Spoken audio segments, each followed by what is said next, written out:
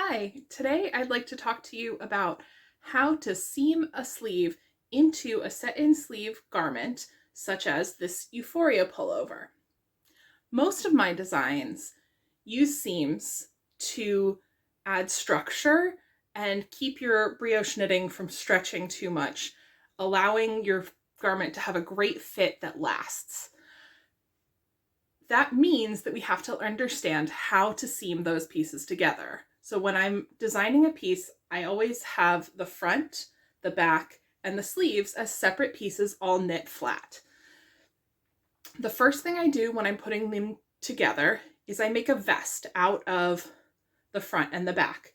So I first will sew up this side seam here, and then I seam the shoulders. For both of those, I use mattress stitch. On the side, I'm seaming one row to one row, and I have a great video tutorial for how to do that. You can check that out if you've not seen it before. On the shoulder seam, I'm seaming one stitch to one stitch, which is very similar. It's done exactly the same way as it's done in stockinette stitch.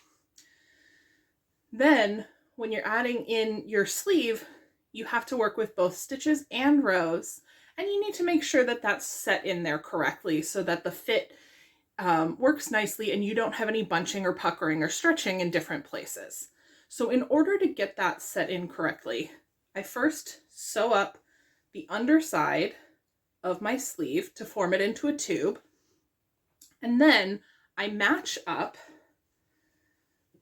the seam in the underarm of the body and the seam at the bottom of the sleeve, and I pin those 2 points together because that's my first point where I want to make sure everything matches up. I then find the middle of the top of the sleeve cap and I pin that to the seam in the top of the shoulder. That's my second essential point to make sure things match up. Then I start sewing up my seam.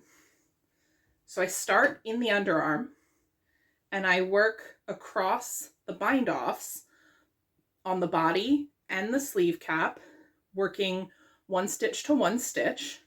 Then when I get to the point where the body starts to curve up, I begin working one row to one row, seaming these two pieces together. When I get to the top of the sleeve cap, I'm now working stitches to rows. And this is the one place where you're not necessarily working one-to-one because your gauge may have a different stitch to row ratio.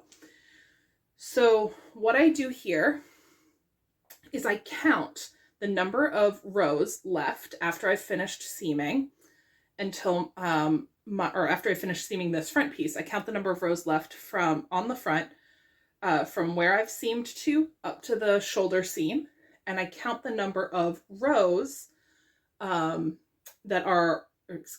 count the number of stitches that are left in the top of the shoulder seam. And I do a little bit of math to say, okay, if I have 5 rows and 10 stitches, I need to seam through 2 stitches for every 1 row that I sew up. And that lets me make sure that that top bit of this sleeve cap sits nicely and we don't end up having any puckering or strange laying of the fabric there.